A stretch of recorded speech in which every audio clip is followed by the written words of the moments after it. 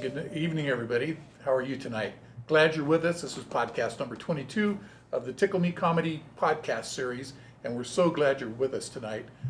As you know, if you've been following us along, I usually have my sidekick with me, Isaac Israel, but he's of the missing tonight. We don't know where he is. I'm expecting a call for bail pretty soon, but we'll see what happens. So I'm going to try to do this thing on my own tonight. It's not that hard. It's not rocket science. So we're gonna do that. But as you know, just for a little reminder, we try to get comics from around the country and just interview them, kind of give you guys an idea of that we're comics too, and we're real people, and we have lives and all that good stuff. And so I'm privileged and honored tonight to have a really great comedian. His name is Gary Caouette, and he's nationally known. He's done all kinds of things. I'm not going to step on his thing. I'll let him do some of his own credits, but he's won some impressive comedy competitions, and I'm really excited about interviewing him tonight. So without any further ado, let me introduce Gary Caouette. Hey Gary, how you doing tonight? I'm very good. Thanks for having me. Yeah. So what brings you here? Not teasing. So I got a text. I got a text. It said be here, be there, be square. But so I was reading a little bit of your bio, and I was really interested in the professionals comedy competition that you won. Tell us about that. That sounded really intriguing. Yeah, that was at the Comedy Connection in Portland, Maine. Probably one of the best clubs ever. It was small, sat like 100 people. It was on a dock. You know, a dock, like a dock, really? a fisherman's wharf. Really? Yeah, like there was seafood restaurants right beside it. Yeah, you could lift up the carpet and look down, see the ocean. Really? Yeah, Cool. and they had this competition every year. My younger brother did it. I went to videotape him, and I'll never forget Vinny Favorito. He was a headliner here in Vegas for a number of years. Yeah, I think we interviewed Vinny. You But probably maybe not. Yeah. Yeah, he's a very, very funny guy. Yeah, and he had his own show, but he was a headliner in New England, and he was hosting the show, the finals. My brother made it to the finals. So I talked to Vinny. I said, hey, I know they're not supposed to tape. I said, my younger brother's in the show. I want to tape it. Is it okay? And he said, yeah, sure, you can tape it. I don't care. And Vinny is the kind of guy, if you've ever seen his comedy, he destroys the audience. He does. You don't try to get over on Vinny. No, he's hilarious. But I'm sitting right in front, and I told him where I was, and I had a Sony ViewCam. Remember those square things? Oh, yeah. And you could aim it? Yeah. Well, I have it on videotape, my brother, and I'm sitting with my mom, and Vinny is railing on this guy to shut that camera off. I still see it on, you son of a bitch. You shut that camera off. And you hear my mother says, are you filming? And I go, yeah, I'm filming. She goes, you better shut it off. They're going to kick us out. Stevie's going to be mad. And I says, it's fine. I talked to him. And so then he starts giving my brother his intro, and then he forgets. He goes, oh, wait a minute, is that on? And I get that, and I said, yep. And he goes, okay, great. Let me give him a good intro, and da-da-da. So I'm sitting there thinking, I could do this. I know I could do this. And the following year, I entered the competition, and then lucky enough, I won it. Really? Yep. And I found out, what was it? I found out on a Tuesday that I was on stage for the first night on Thursday. That's not much time. No. And I had a Taekwondo school. I was a Taekwondo instructor. And I had my class on. And I remember the competition was always in February. It was a slow time of year. Mm-hmm. So they took a Thursday night, and how the competition went, it was 6 weeks of competition. And then the 7th week was a semifinal, and the 8th week was another final. And then the finals were on the 9th week. So that's how they filled up February and March. And I got done my class, and I had a full gym. So I locked up the doors, and everyone was gone. I was working out. And I remember calling the place expecting to get a recording, but at least I called. And sure enough, the lady answers, and I said, yeah, I want to sign up for your competition. She goes, oh, you can't. This Thursday's the last preliminary. It's week 6. And I go, I thought you did it in February every year. She says, no. And then I give her this song and dance that I've been practicing for a year, and I haven't. I've never been on stage. And I got all this material. You hadn't been on stage before? No. At all? No. Oh, that's even better.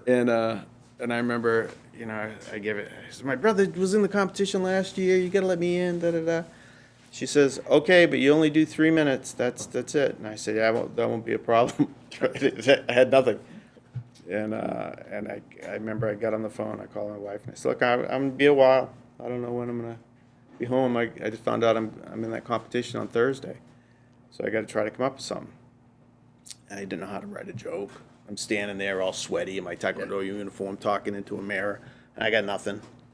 I drove to work the next day and I shut the radio off and I started talking. I'm goofing on the kids I see waiting for the school buses. I'm trying to come up with stupid stuff. I got nothing. Wednesday, driving home, same thing, nothing. Thursday, I walked on stage. I had like 3 things I could say, and I did like 3 minutes. It worked, and then I won that night. Then I won the semis, and then I went to the finals, and I won the finals. And I had to do 2 TV stations that weekend, one on Saturday, one on Sunday, and I didn't know nothing. So I went there for the interview, and the putting the makeup on me and all that crap. And the host says, "So where would you like me to lead you?" I said, "I have no idea what you mean. What do you mean?" He goes, "Well, what do you want to talk about?" I said, "I don't talk about anything, I guess. I'll try to make it funny." "Well, how long have you been doing comedy?" 3 weeks. 3 weeks. You know, and He's probably going, yeah.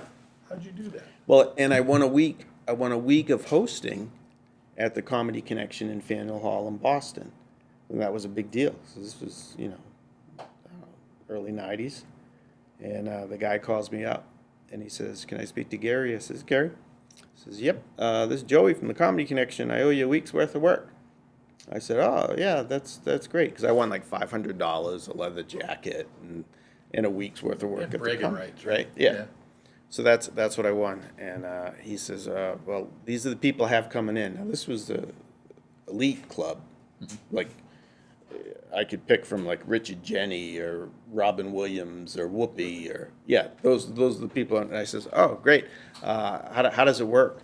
And he goes, "Oh, it's easy." He says, "You do 5 to 7 minutes up front, 3 to 5 minutes in between, and then you thank them at the end. So total material is 10 to 15 minutes at the most."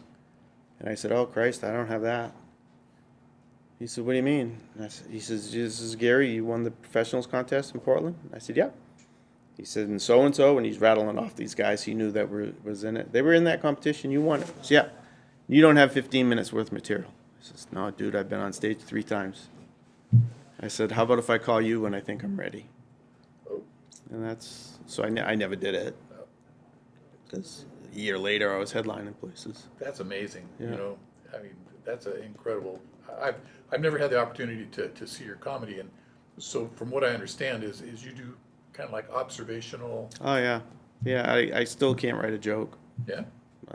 So like I you'll can see tell us- the story. Okay, I'm a storyteller. that's good. So I'll see something that I think is funny, stupid, or ironic, and I can tell the story. All about it, just and not writing anything. Make you feel like you're there. See, that's kind of where I want to go. I'm not that far along yet, but I want to get into storytelling because I think some of the best comics that I've seen can really keep an audience's interest with telling a story and like you say, making you feel like you're right there. I'm not quite there yet. I do some observational stuff, but it's really short. More what's the word I'm looking for? More clever. That's the word that. But that's kind of one of my comedy goals is to be more of a storyteller. So I'm looking forward to seeing you perform sometime. Yep. So then I also know that you won the last comic standing for here at one of the casinos. Yeah, that was the most money I've ever been paid to do comedy. Tell us about that. I just moved here. I got a phone call from this guy that I'd go do some open mics with, and I didn't like the open mic scene in Las Vegas, and I certainly didn't like the way you could do a bit and then somebody else is doing it, but they're doing it with a guitar. Yeah. At the same night, they have all these weird people come up on these open But mic they're doing nights. your stuff. Yeah. Like with a guitar when you're there, and so yeah, I thrown a couple guys up against the wall. So, Oh yeah. yeah, that was my material, but And yeah, it's yeah, open mics is really interesting here. That's kind of how I got started doing open mics. But they had this group, I can't remember what they were called, but it wasn't just comedians, it was everybody. I mean, they had people that were telling stories, or people that were singing. Just some Poets. Poets. Oh, my Jesus God. Christ. And I don't know about Listen you, to a but poet. Drive me up a wall. their stuff didn't even rhyme. I thought poets were. They do all this. I don't know what that is. They're supposed to be clapping. I don't know. And that's another thing I thought was stupid with all these sign people, right? Because everything now, every news is going to have the sign thing. Yeah. This is the what do you think the sign for clapping is? I wouldn't have a clue. Well, it should be this, right? Yeah. It's not. It's this. It's actually not clapping. I saw a lady do it. Everyone started clapping, and she was going. What is I don't that? know. It was I thought it drove might me be up a wall. something like this. So anyway, this guy he calls me up and he says, "Hey," he says, "tomorrow is Wednesday. Do you want to go for this audition to be in this comedy competition?" He's explaining this to me. This big company called Organon. They were in town. They had 3,000 people. They had Cool in the Gang. They hired, and they were going to do this comedy show, Last Comic Standing thing. And you get $100 to go do the audition. If you get picked to do the show, you get an additional $500. And then if you win the competition, you get an additional $2,000. Really? So basically, you're going to get $600 if you get picked just to go do a 5 to 7 minute bit. Well, that's good pay. Yeah, absolutely. So I'm like, yeah, that's great. I'll go do it. So I went and I did it and I got picked and blah, blah, blah. Long story short, I won that. So I won $2,600 for 7 minutes of material. That's good. Yeah. I like that. Yeah, that was lucky. I'm always a little upset when I interview comics that have been in the Last Comic Standing, because I can't be in that because I'm on the scooter. Oh, you know what? I went the second year. Mm-hmm. I went to Madison Square Garden, waited outside for 8 hours. People were coming out. Oh, I got passed. I didn't make it. I got promoted. I didn't make it. And I get up there, and it was a room like this. I walked in, and they said, "State your name. You're gonna have 90 seconds." I said, "Thanks. My name's Gary Caouette." And they go, "Thanks. You're good." That's it. That's literally what I got. Because they had filled up. They had their quota. They had the people that they wanted, and they'd filled up. And I was so pissed. And I remember driving home, and I was with my brother and another comic. And I says, if I ever do that again, I says, I'm going to do it in a wheelchair. I said, I'm going to go in a wheelchair, and I'm going to be disturbed, and I'm going to be drooling, and I'm going to be bugging people the whole time I'm waiting for 8 hours the whole time. And then when they pull me up on the thing, I'm going to grab the microphone, I'm going to pull it in, and I'm going to go, "Last comic standing. I just want to be a comic standing." And then I'm going to throw it, and then get it, and then leave. I said, that's the only way I'll ever do that again. I said, because they didn't even give me a chance. I did. Season 10, I auditioned for America's Got Talent. Mm-hmm. I didn't make it, but it was an interesting experience. You know, being in a scooter didn't really help. I thought I could play the disabled card. It didn't work. It didn't work. You know, Well, because you used to be disabled if you were in a scooter or a wheelchair. yeah, Now 50% of these people. I know. It's because they can rent them for $50 down on the Yeah, strip. kind of and go lazy. terrorize, right? Take it on vacation. No, it's like, oh, right. But the interview was, the audition was really awesome. It all day long, you're sitting there, and they give you finally get into a room, and there's a producer. She's sitting behind a computer, and she goes, "Okay, you got 90 seconds," and so you do your best 90 seconds that you have at that time. And I had just gotten started, and so I thought, hey, I thought I really hit it. And so she goes, "Okay, well, go back out and we'll call you." I never got called. Dang it! But I'm going to try it again. I'm about 6 years into this now, so I think I'm gonna try it again. I hope I have some funnier stuff. But we'll do the wheelchair thing a little more. I like that about the. You know, and to me, it would just be a joke on everybody all day long. Yeah, or you get up there, yeah, and then you just hop out of the wheelchair and just do your normal stuff, right? Then sit back down. And then sit back down. Then wheel yourself off. Make no mention of it. Yeah, see, that would be perfect. That'd be funny too. I like it. Yeah. So tonight, one of our producers, when we were talking about who were going to be the guests tonight, and she goes, "I know him." Our producer Sammy, she apparently you guys have this history together in golf. You want to tell us about that a little bit? Yeah. She was. Is that okay, Sammy? Too bad. She was a little kid. Her and her brother the whole family. They'd come to the golf course I worked at, and yeah, hit range balls, and then I taught him in the first tee and was their coach and stuff. Yeah. Yeah, she goes, I know him. And then I learned, you guys were talking a little bit, that she can hit that ball 270 yards. Do you know how far that is? Yeah. I can't do the math, but I know it's a long ways. It's a long ways. Yeah, I went to school in California. I can't figure the math out. Yeah.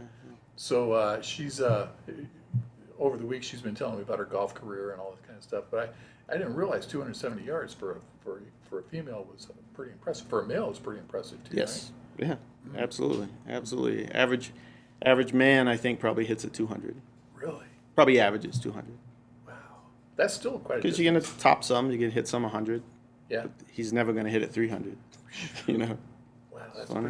pretty Yeah. impressive. So we're going to see Sammy on the women's pro golf thing, I'm sure. Without You know, Vegas is a good town for it. Yeah. NB Park went to school here. How good is she, Sammy?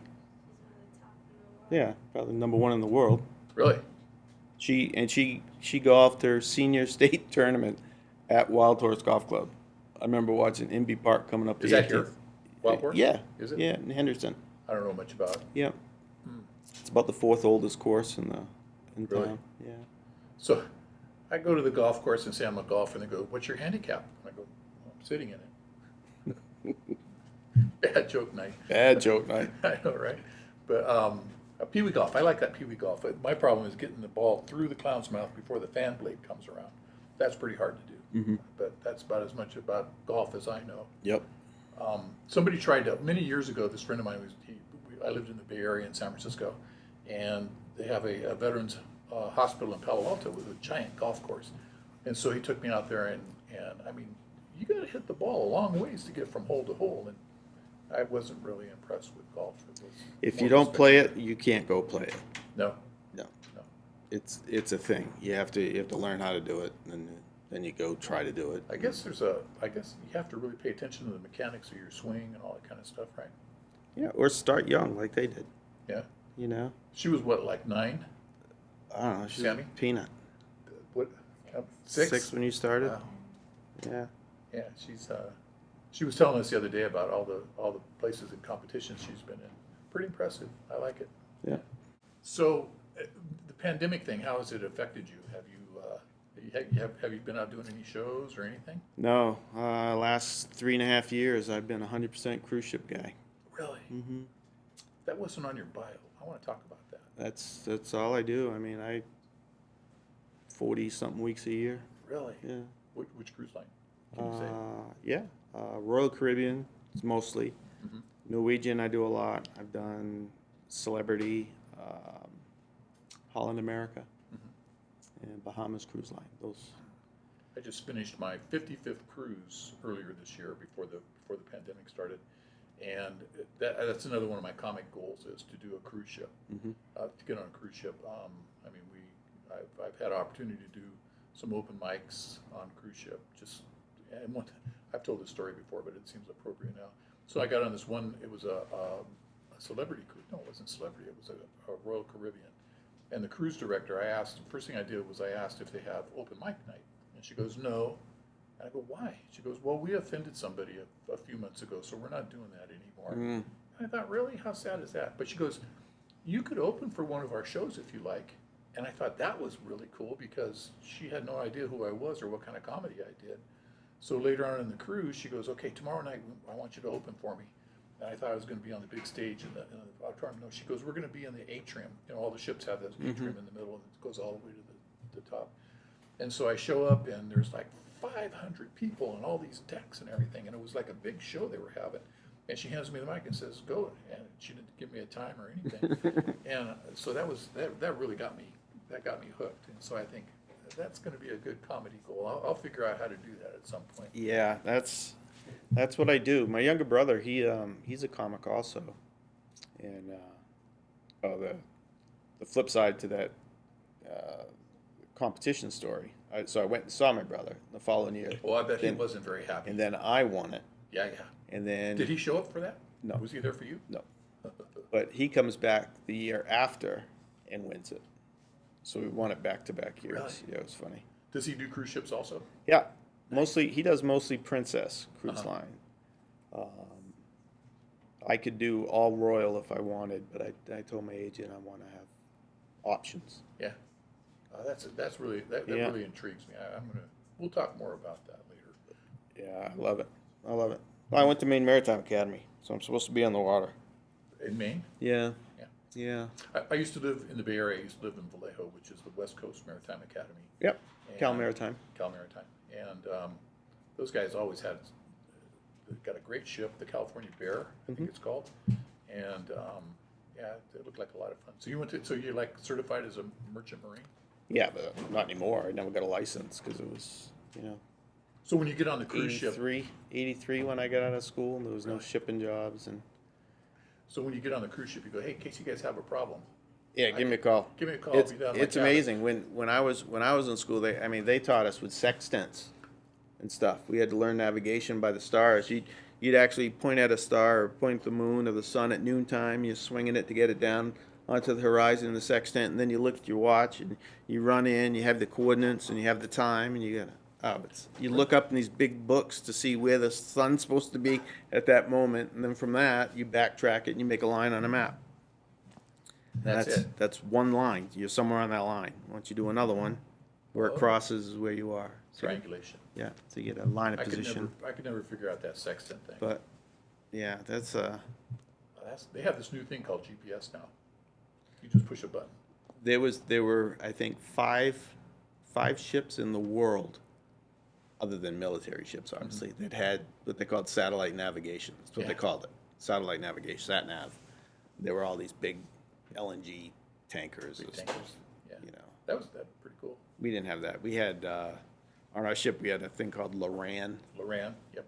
right, which was just radio signals. They just ran towers up and down so Yep. it was good when you get to close to the shore. But to go to Europe, you go east. Those signals travel a long ways because they're very low frequency and they travel out. I Yep. remember as a pilot, they came out with this back in the early '80s, Loran for pilots, and we thought, oh, this is like Star Wars. This is like the future. Right. And now it's like, oh my God. So Yeah. you know what I did? We're talking about it. So I bought a copy of Microsoft Flight Sim 2020. Oh my God, I'm hooked. I was on it all day today. I should have been doing something else. And Oh yeah. so I flew. Where did I fly today? I landed in the Vatican, and then I flew down the strip, dodging buildings. I'm hooked on it. But the point is that it's got all this really cool navigation stuff, and we've come so far since Loran. Yeah, yeah. or We got it on Arnav. our phone now. Yeah, it's on a phone. Can you imagine? Remember when we were younger? Could you imagine having everything that you needed right there in your hand like that? Yeah. That's amazing. Yeah. I'm impressed. But yeah. So when you went to the Maritime Academy, did you have to go out on a cruise? Oh, What was your position? What I was midshipman. I don't know what that is. Those midshipmen is just like the Army cadets, but Navy terms they call them midshipmen. You're just officer in training, basically. Really? Yeah. On the bridge or engineering? Oh yeah. Really? Yep. So you had different watches. Sometimes you did security watches. You might do helmsman. You might deck duty, So you engine get to room. do a little bit of everything. Oh yeah. Yeah. How cool is that? For freighters or for cruise ships? Or? Yeah. We had a freighter. But once you get certified, you can do any kind of ship, right? Yeah. Really? It goes by tonnage. Oh, okay. Yeah. So when you graduate, you can do, like, what would be a tonnage you could do? Well, they'd go for their third mate's license, so it'd be unlimited. That's what you went to. If you didn't go to the school, you come up through the ranks. You could get your sea days and then take your test and smaller ships. Oh, cool. But yeah. And you No, I didn't got- want to pursue that? Nope. Nope. Nope. It's because there was no jobs. You could go deck or engine. So you're either navigational officers, that's like the captains and the first mates and those guys, or you go engineer. So you're like chief engineer, first engineer, stuff like that. 2/3, 3/4 will go engine usually in the school, just because you can work on land now. You can work in a power factory Sure, or power any plants. plant. And I actually have two nephews that graduated. My brother-in-law graduated from there. They're all engine. He never shipped, but he works at the Portsmouth Naval Shipyard. The two boys are shipping now. Really? Yeah, they're making all kinds of money. I bet. They make money hands over. Really? Oh yeah, they're funny. So when you were doing the midshipman training, did you keep the troops laughing? No, I'm kind of different. Like people that know me as a golfer, Sammy, you know this. They couldn't believe I was a comic. People who know me as a comic don't know me as a golfer. Can't believe I'm serious enough to be a golfer. How can Because you you're do very that? low key. I mean, nobody would ever suspect. Well, I'm not though. If you saw my act, it's high energy and I'm yelling and screaming and I use my voice. My voice is almost like a prop. You know, I've figured that out. Like I had a guy tell me I was really pissed. Some guy stole some shit from me, and I was mad. And I had a headliner tell me, he says, "Yeah, but they can't steal your performance, so make it you. That's a good tip. Can't steal your performance." So No. awesome. So now I got funny stories I'll tell and crack up a room, whole theater full of people, 1,000 people dying laughing. And if you wrote it down and read it, you'd be like, "That's not even funny." So it's all in the presentation. The presentation and I had a singer tell me, you like sing with your voice. You hit inflections at certain times, and I go, I guess I do. Yeah. Oh, how cool. Yeah. So for the audience, is there any place they could see you? Do you have any, like YouTube videos? Or Yeah, anything? I got 1 or 2 videos on YouTube, I think. That's So they about just it. look it up by your name. Yeah. So spell your last name for us. It's Gary. Yeah, Caouette. There's 4 vowels in a row. Okay. Caouette. Caouette. Yeah. Look it up. I'm going to do that tonight because I'm the only one in Nevada. The only one? The only one. Still Nice. one. Caouette. That's going to be my task for tonight. I'm going to go home and watch some YouTube videos. My sidekick Israel, Isaac, told me that I needed to watch your videos before I came so I could have, but I got distracted and I didn't get to do that. But I will do that when I go home. I'm interested. Yeah, I got a couple on there, and I lost one cruise line because the guy went on to see a video, and he told me, "Agent," he says, "Geez, I thought it was really funny. I laughed a lot, but he made fun of our cruise line." Oh. And I did. I mentioned that cruise line. I was on another cruise line. Yeah, well, duh. That's what you do. You know what I mean? Duh. I don't know. So she said, "Oh, you shouldn't," and I said, "Whatever." Yeah, it's okay. But It's my favorite. So I have a bit just ready for the cruise ship, and I've used it a couple times. It's like when the ship gets rocking and rolling and everything. I have an advantage. I just put the scooter in neutral. I am all over the ship. you save your battery. I'm saving battery, but I'm up on the poop deck. I'm down in the bilge. I'll pee everywhere on the ship. It's a lot of fun. I was on a cruise one time in 2010, and the ship caught fire, and we drifted for a week. And we had this tugboat come and tow us back to San Diego. It was pretty cool. It was a lot of fun, and so that's one of the things that I got to do is because there was nothing going With on. the fire start? Is it engine room? Engine room? What had happened was the wiring harness between the engine room and the generators had caught fire, and so it eliminated the power to the whole ship because they couldn't distribute power. I guess the engines were still working, but they couldn't distribute the power or whatever. But anyway, so the whole ship was dead. I mean, it was like dead. And so we were off the coast of Ensenada, and it took them a couple days to get a tugboat out there, and we had drifted. I think if we'd have kept going, we'd have wound up in Hawaii. I think that would have been. It wouldn't have been bad, right? No, actually not. So they came in. So this big old cruise liner. They came with a tugboat, and I always get a kick out of tugboat's name was Chihuahua. So they hooked this big rope on the Chihuahua and towed us back to San Diego. But point is there was no real formal entertainment or anything. So I'd go up to the open lounge area and I'd just start telling jokes and stuff, and it was a lot of fun. Had a lot of people. "Are you coming back tomorrow night?" "Yeah, I'll be back tomorrow night." It turned out a lot. A lot of people were freaked because they'd never experienced anything like that before. But I mean, stuff happens. Yeah, but with the cruises being shut down, I think that's pretty ridiculous too, because they should look at the industries that are actually have experience with some of the stuff. And if you cruise, cruises are different. Yeah. there's someone standing there when you walk into a restaurant or walk into the buffet, Wash your hands. telling you to wash your hands, putting Yep. stuff. They'll shut down the cruise, lock passengers in their room, quarantine them to their room for norovirus. Yeah. Norovirus. Yeah, absolutely. You're going to have diarrhea. Yeah.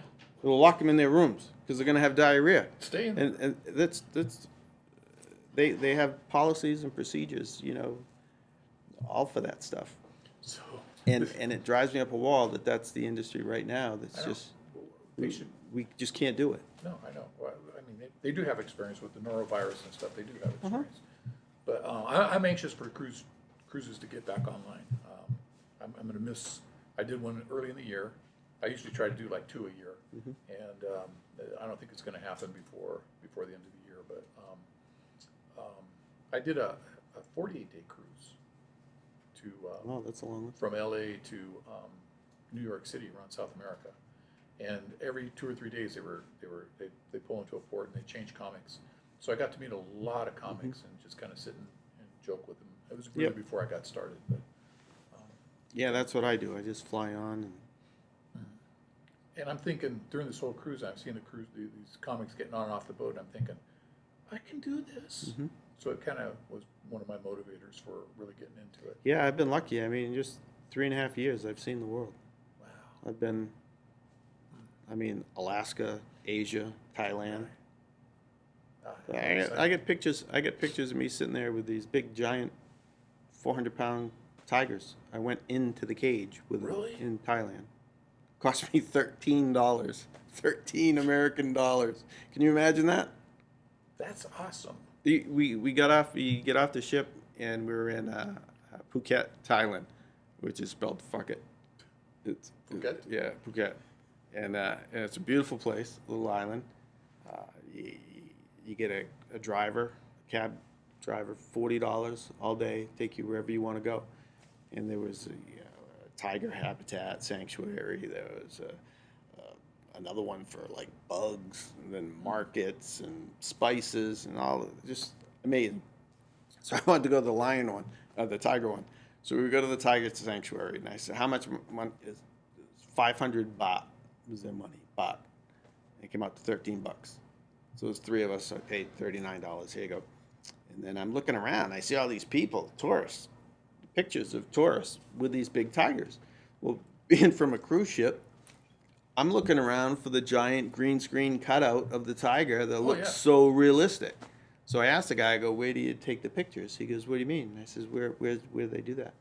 He goes, "Oh, do you want to go in?" I go, "They're inside? Those are real?" He said, "Yeah, that's real."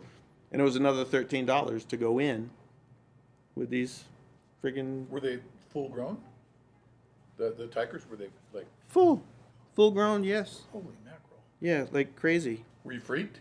Yeah. I was in there for quite a while, Did they, like 20 minutes. it was after feeding time, right? They must have been fairly full. But 3 little Thai guys went in with me. Wow. And yeah, the first one there was 3. There was one in the pool. They were teasing with this big palm frond thing. And yeah, I did it. It was stupid, but I did it. But you look back on it now going, that was the coolest, right? Yeah. I mean, how often in life can you do something like that? It cost me $13. And for $13, $13. you could have stayed there all day. Yeah, nuts. I can't find it. Whatever. But how fun. So you got to go all over the world and on all these different cruise ships. What's your favorite boat? Either Anthem of the Seas, probably. I like that one. We did back-to-backs on the Oasis, his first voyage from New York, and then we went back to New York for a week and waited for the Anthem. And Yep. then we did a back-to-back.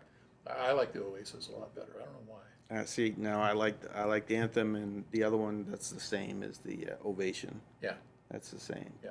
So for But the they're audience, super modern. I know they're awesome. So like the Oasis for the audience, it's a giant ship. It's twice as wide as regular cruise ships, and they have Yep. running down the center of the whole boat is a atrium. It's kind of like they call it Central Park on the Oasis. Yep. And it's got trees and it's got birds and it's just like being in Central Park. And so We got our Homeless cabin. guy peeing in the corner. Yeah, Just the everything. homeless, got the whole thing. The whole thing. And so our room was like up on about the 10th or 11th deck, and it overlooked Central Park. Uh-huh. And so we could sit out there and have our morning coffee and just watch the people. It was Yeah. awesome. That was my favorite boat ever. Yeah, yeah, that's a nice ship. Yeah, it's and they're big. They're 1,000 The feet long. entertainment venues are crazy big. Yep, I mean, you got ice skating rinks. I know. And I'll think of it. I just went blank. Bumper cars. Uh-huh. Yeah, on the boat. And then they had this thing. You get in this giant round thing, and it's on a crane arm, and you get in Oh, there, yeah. and then it swings out away from the ship over the ocean, and there you are, like 50 feet off the ocean on this cruise ship. You're going, oh my God, I hope the thing don't break. Yep. But yeah, there's some amazing stuff. That was a lot of fun. Uh-huh. Oh yeah, best ever. So I was staying on the cruise ship topic. I was doing some reading the other day. You know, they're retiring a lot of ships. Mm. Carnival is Yeah, retiring well, like 10. It's because of capacity. Mm-hmm. So And age. once they they get their CDC approval to reopen, they're going to be required for like balconies. So Mm-hmm. a lot of the Carnival ships don't have balconies. Not the older ones. Yeah, so Yeah. they're getting rid of those. And then if they go down to 40% capacity, it's not worth it to make money. However, an Oasis class ship that holds 6,000 people, 6,000. 6,000. I know. So you can go 50% capacity, Still make money. and you have 3,000 people out there. I know. That's those boats. For the audience, if you haven't gone on a cruise on one of those big ships, it's well worth it. It is so amazing. The entertainment is phenomenal. It's just incredible. And you have your choice of anything you want. Oh, I know. It's great. The Yeah. production shows are phenomenal. The comics are amazing. World class comics all the time. It's just I just can't talk enough about it. It's way cool. But have you done a Disney cruise? Nope. Oh my gosh, do that. And I'm not gonna. No? Mm-mm. Why? Nope. I've talked to guys that have done it, and it's terrible. Oh, for the comedy thing? It's terrible. Yeah, I can They imagine. watch your act. So the first time that you'll go on, you'll do your act, and then the next morning, 9 o'clock in the morning, you're sitting there with the cruise director and Don't say this. and they're telling you what you should do and what you shouldn't do, and they change in your act, and that's it. Oh, really? Yeah. Well, I wasn't looking at it in that aspect. I was looking at more on a cruise. It was the most awesome cruise ever. Oh, I bet. We I bet, because they're sticklers for everything. oh my gosh, they have such a thing going.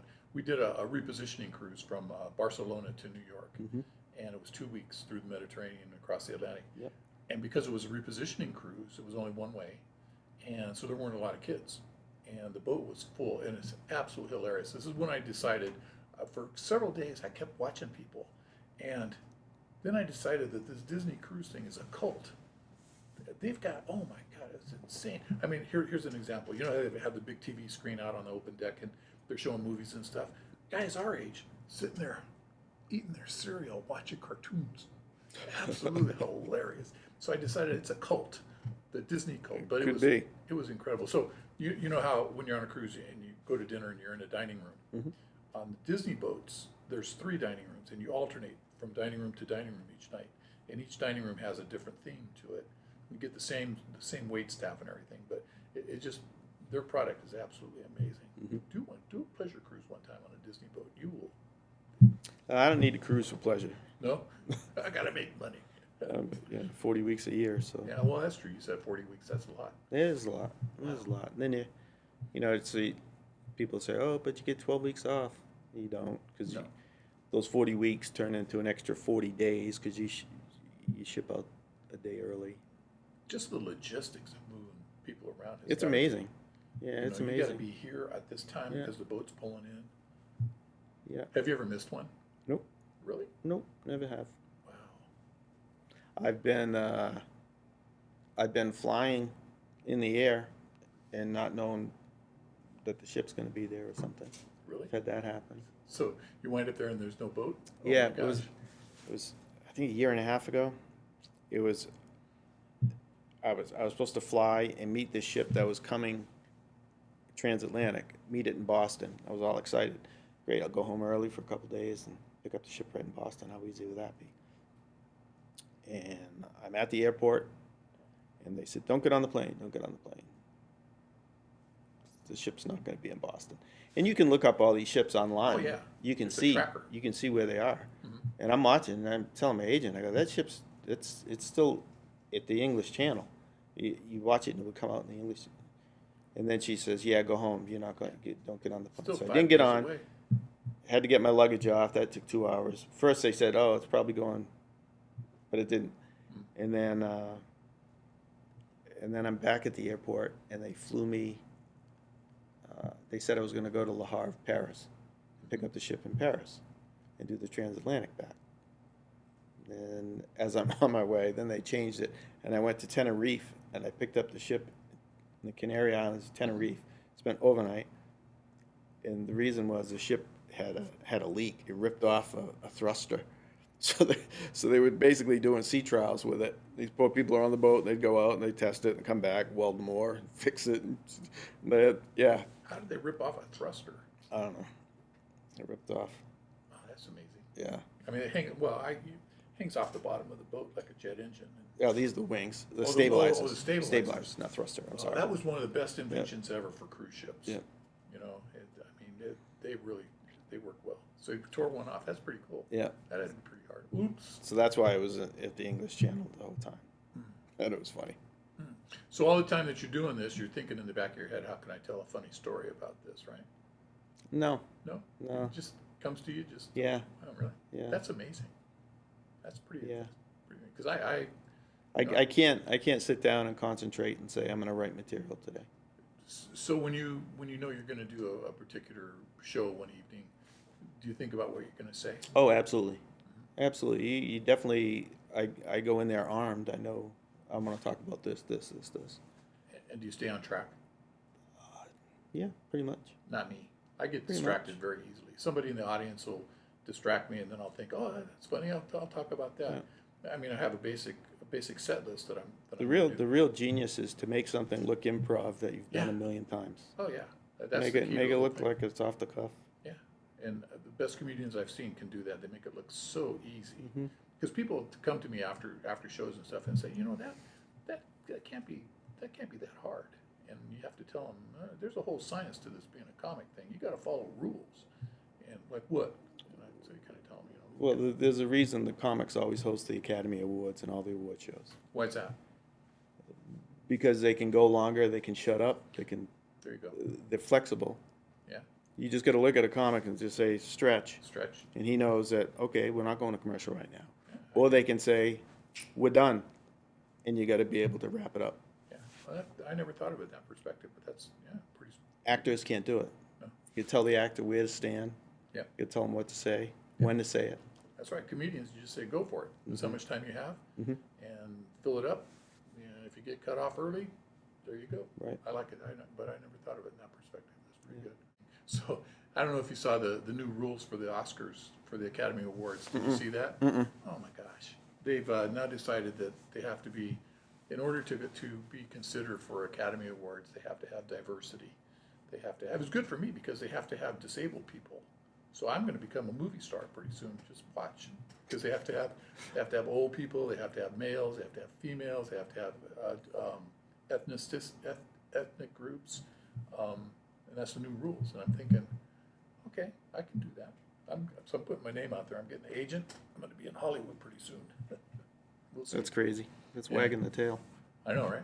I mean, if you're producing a movie and you have to fill certain criteria, that kind of defeats the whole purpose. If you're going to tell a story, I mean, you know, you need to have I think you'd probably need to have the latitude and the flexibility to put whoever you wanted in the movie, wouldn't you? Don't you think? It's going to be dollar driven. Yeah, okay. So you're going to make Yeah. the best product you can. You're going to make a product that you're going to sell. Yeah, awesome. I like it. So the pandemic. Okay, so during the pandemic, have you done any shows at all? I did a Zoom comedy show. Have you heard of those? Uh-huh. And it was very interesting. It's kind of awkward when you don't have any audience feedback, Yeah, I can only imagine. and it was pretty good though. There were several comics, and we had some audience members too that were able to input. but it was a whole new world. Being an older person like me, I don't know anything about Zoom. And so I got invited to do this, and I show up, and there you are. And next thing you know, you're doing your comedy to a camera. I saw a couple guys do the outdoor drive-in theater type things. We did that. That looks like that'd be all right. Yeah, they could flash their lights, toot their horn, I guess. That's exactly what happened. We've talked about it many times, but I'll share it with you. We did that. Isaac put together a comedy show, a drive-in comedy show. And what you're saying is absolutely true. The feedback we got as comics was people honking their horns, flashing their lights. Sure. It was really it turned out to be very cool. Mm-hmm. So the audience feedback kind of drove you too, because it was different. And so all the comics, we had a great time. We had a diverse group of comics. Mm-hmm. It was a lot of fun, and so that's kind of caught on. I've heard that there's going to be some more shows like that, as well as music shows. Who's that guy that hangs out with Gwen Stefani? The country Blake Sheldon. He's hosting one somewhere. I read recently. So a lot of people are getting onto that bandwagon because it's a whole new era. I mean, it's a whole new world. You just got to make it to November. It's all going to be different in November. You think? Of course. What do you think is going to happen? Everything's going away. You think? Yes. Yeah. That's what I think. Good. I hope so, because this is. I think it just goes away after the election. Do you? Yep. I hope so. This 2020, I'm writing it off. My calendar, my memoirs are going to go 2019, 2021. There's not going to be a 2020 in there at all, because I'm getting cabin fever. I've been stuck at home, only getting out to do certain things. But this, I don't know about you, but it's enough is enough. Well, you travel a lot. When it kind of blew up, right there in March, my mom she was at my brother's house in Palm Springs, alone. She goes there for the wintertime. So I called her and I says, when are you going back home? She says, David changes the thing not till April. I go, well, you can't stay there till April, because places were getting shut down and stuff.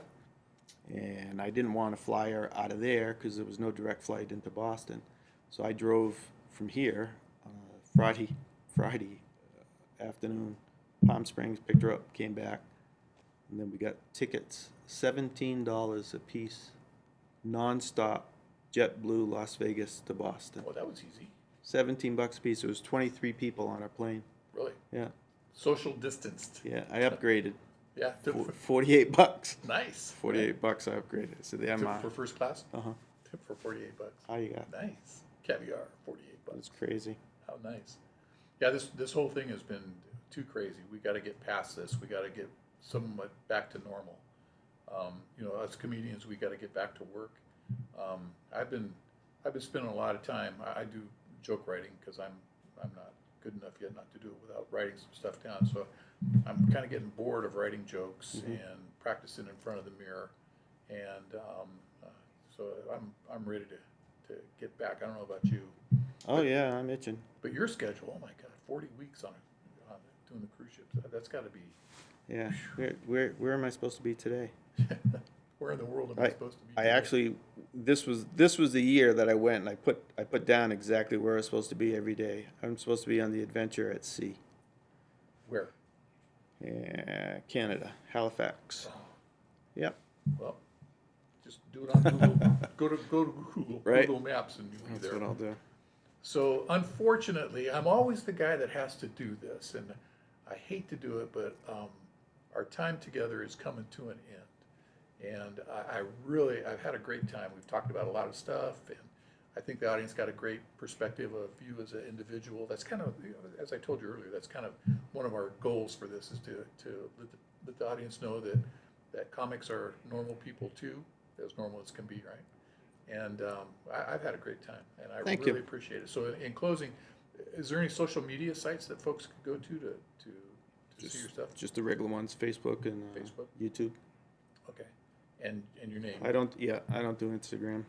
Yeah. I think I have an account, but I don't get it. That's one area that I can't. The social media thing is way beyond. You saw how easily I pulled up the tiger picture. There, yeah, right. Right. I'm technically challenged, but anyway. Well, thank you. Well, thank you. I really appreciate it. Sam, great seeing you. Yep, Sammy. So with that, ladies and gentlemen, this brings to the end this night's episode of our Tickle Me Comedy podcast brought to you by Blue Zone Comedy and the Tickle Me Comedy Club. So good night, everybody. See you next time. Bye-bye. Bye.